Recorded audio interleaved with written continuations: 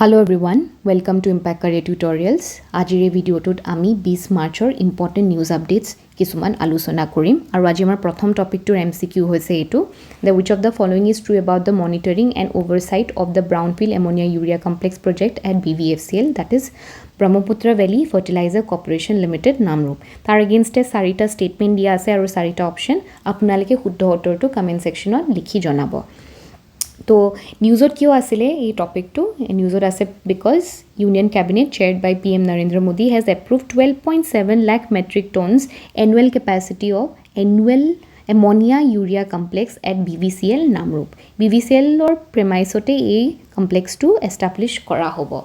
So এটা BVCL কি হয়? Brahmaputra valley fertilizer corporation limited is ভাৰতৰ পূব আৰু উত্তৰ পূব অঞ্চলৰ একমাত্ৰ urea manufacturing company urea manufacturing company হয় এইটো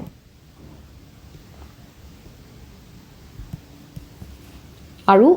only one and only company in the whole of north east and eastern part of India আৰু বৰ্তমান কোম্পানীটোৱে আপোনালোকৰ নিম কোটেড ইউৰিয়া প্ৰডাকশ্যন কৰি আছে আৰু দুটা অৰ্গেনিক ফাৰ্টিলাইজাৰ্ছ যোনটো হৈছে লিকুইড বায়ো ফাৰ্টিলাইজাৰ আৰু এটা হৈছে ভাৰ্মি কম্পোষ্ট আৰু তেওঁলোকৰ এটা ব্ৰেণ্ড নেম আছে সেই ব্ৰেণ্ড নেমটো হ'ল মুক্তা। এতিয়া BVCLৰ আণ্ডাৰত অলৰেডি দুটা এমনিয়া ইউৰিয়া ইউনিট আছে যোনটো বেক ইন 1976 আৰু 1987তে এষ্টাব্লিছ কৰা হৈছিলে, কিন্তু ইয়াৰ কেপাচিটিটো বহুত সৰু হয়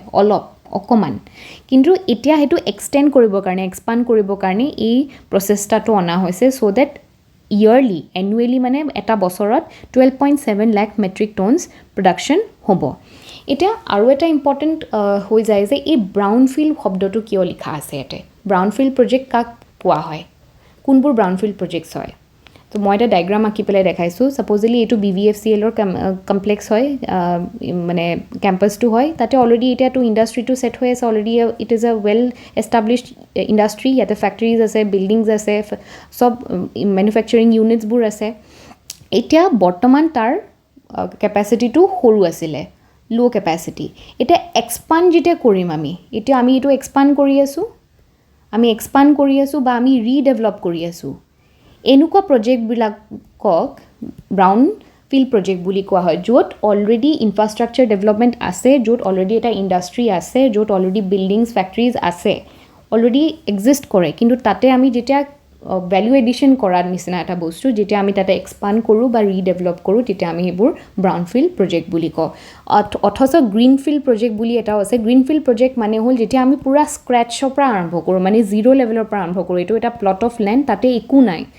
খালী পথাৰ নিচিনা। এতিয়া যদি আমি ইয়াতে একদম জিৰ' লেভেলৰ পৰা যদি আমি ইণ্ডাষ্ট্ৰি এটা ছেট কৰোঁ তেতিয়া আমি এইটো গ্ৰীণফিল্ড প্ৰজেক্ট বুলি ক'ম। এতিয়া এমনিয়া আৰু ইউৰিয়া কিহত ইউজ হয়? এমনিয়া ইউৰিয়া যোনটো এইটো যে এতিয়া যে বহাব, এইটো যে মেনুফেকচাৰ কৰিব, it is used as fertilizer আৰু এইটো হৈছে নাইট্ৰজেন বেছড ফাৰ্টিলাইজাৰ হয়। ইউৰিয়াত অলমষ্ট 46% নাইট্ৰজেন থাকে। কিহৰ কাৰণে বেনিফিট হ'ব? আমাৰ ফাৰ্মাৰ্ছৰ কাৰণে বেনিফিট হ'ব। এক্সপেক্টেড বেনিফিটছ কি হয়? ডমেষ্টিক ইউৰিয়া প্ৰডাকশ্যন বাঢ়িব আমাৰ, স্পেচিয়েলি নৰ্থ ইষ্টাৰ্ণ ৰিজন। তাৰপিছত আমাৰ ডিমাণ্ড ফুলফিল হ'ব যিমানে বেছি ইউৰিয়া প্ৰডাকশ্যন, কাৰণ কি আমাৰ খেতিয়কসকলে বেছিভাগ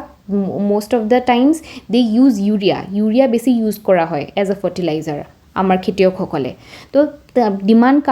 ডিমাণ্ড ফুলফিল হ'ব উত্তৰ পূবৰ ষ্টেটছখিনিৰ লগতে আৰু পূব ৰাজ্যসমূহ যেনেকৈ বিহাৰ, ৱেষ্ট বেংগল, ইষ্টাৰ্ণ UP আৰু ঝাৰখণ্ড। তাৰপিছত আৰু কি হ'ব? ডাইৰেক্ট এণ্ড ইনডাইৰেক্ট এমপ্লয়মেণ্ট কি হ'ল? যেতিয়া এটা ইণ্ডাষ্ট্ৰি এটা বহাব, যেতিয়া এক্সপাণ্ড কৰিব, তাতে এক্সপাণ্ড কৰাৰ লগে লগে নতুনকৈ মানুহ লগা হ'ব, তাৰমানে জব ক্ৰিয়েশ্যন হোৱাৰ লগে লগে এমপ্লয়মেণ্ট অপৰচুনিটিজ বাঢ়ি যাব আৰু ছেল্ফ ৰিলায়েণ্ট হ'ম। আমি বেলেগৰ পৰা ইম্পৰ্ট কৰিব নালাগে। তেতিয়া we will be producing enough to fulfil our own needs. আমি বেলেগ দেশৰ পৰা, ৰাজ্যৰ পৰা আমি ইম্পৰ্ট কৰিব নালাগে। চ' এইকেইটা হ'ল ইয়াৰ বেনিফিটছ। নেক্সট আমাৰ আজিৰ টপিকটো হৈছে তাৰ MCQ হাতী উঠা পাহাৰ,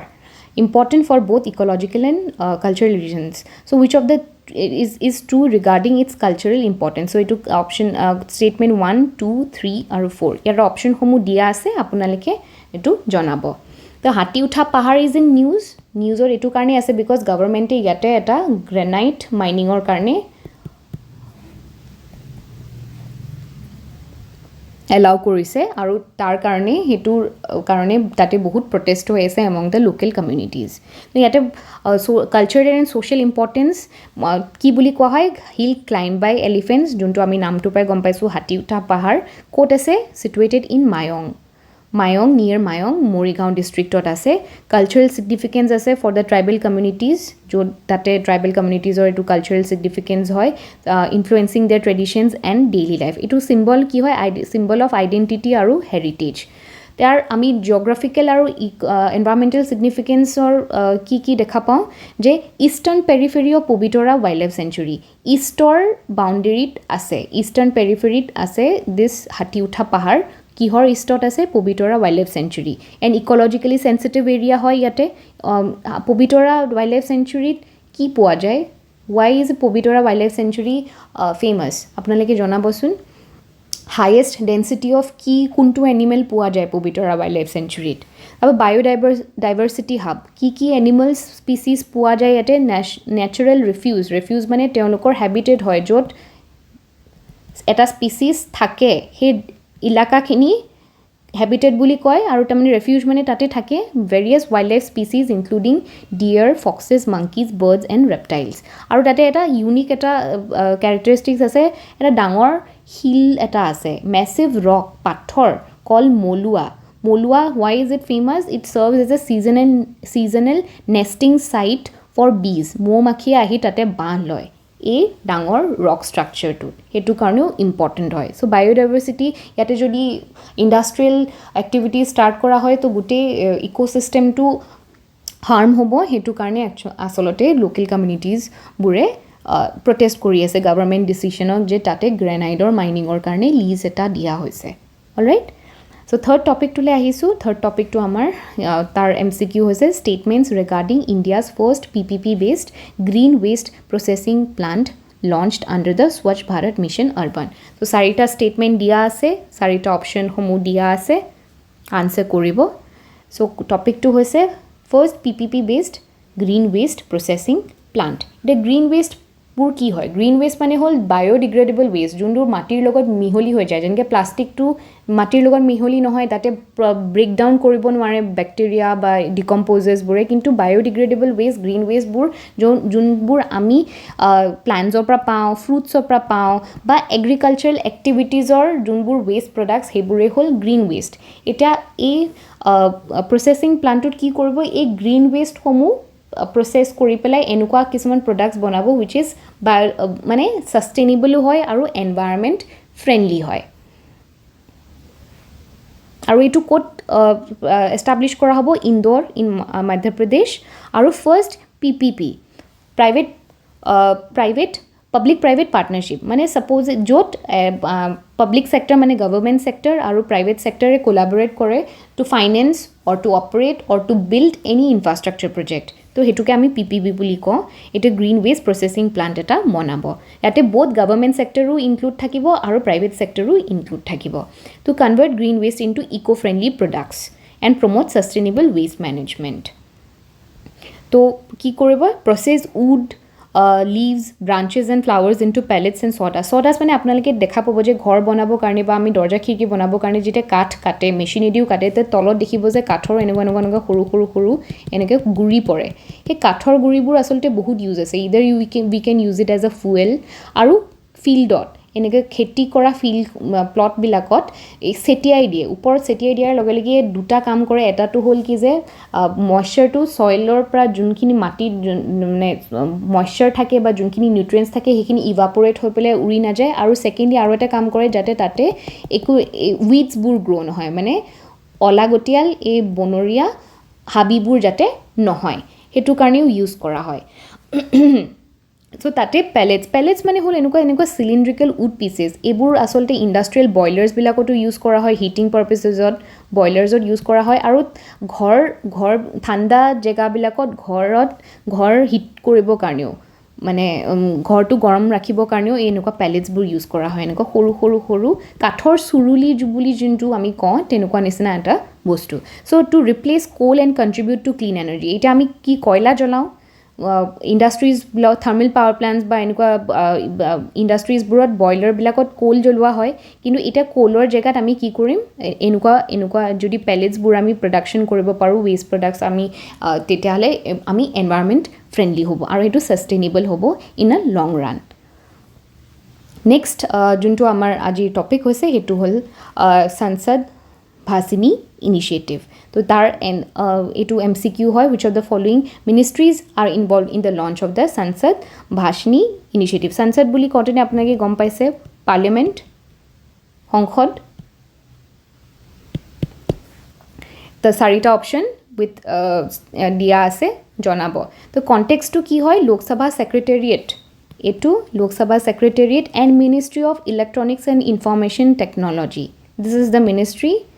এণ্ড লোকসভা ছেক্ৰেটেৰিয়েটে মিলি পেলাই এখন MOU এখন চুক্তি চাইন কৰিছে কিহৰ কাৰণে সংসদ ভাষিনী ইনিচিয়েটিভ এই ইনিচিয়েটিভটো কিহৰ কাৰণে অনা হৈছে it is a digital platform AI power digital এটা ডিজিটেল ইণ্টাৰফেচ হয় কিহৰ কাৰণে real time translation transcription and data access of parliamentary records in multiple Indian languages. এটা পাৰ্লিয়ামেণ্টৰ ভিতৰত ডিবেটছ হয় তাতে পাৰ্লিয়ামেণ্টাৰী কমিটিজবিলাকৰ ৰিপৰ্টছ থাকে সেই ৰিপৰ্টছবোৰ এতিয়া যেতিয়া পাৰ্লিয়ামেণ্টৰ আণ্ডাৰত চব ষ্টেটছৰ পৰাই তাতে ৰেপ্ৰেজেণ্টেটিভছ থাকে MPছবোৰ from different all the states of India so' চবেই হিন্দী ভাষাটো বুজি নাপাব পাৰে চবেই অসমীয়া ইংলিছ ভাষাটো বুজি নাপাব পাৰে চ' লোকেল লেংগুৱেজত যাতে আমাৰ যিমানখিনি লিংগুৱেল ডাইভাৰ্চিটি আছে চবৰে নিডছটো ফুলফিল কৰিবৰ কাৰণে আচলতে এই ইনিচিয়েটিভটো লোৱা হৈছে যাতে তাতে ৰিয়েল টাইম যেতিয়া ছাপ'জলি ডিবেট এটা চলি আছে তাতে কথা কৈ আছে আৰু সেইখিনি সময়তে এনেকুৱা এটা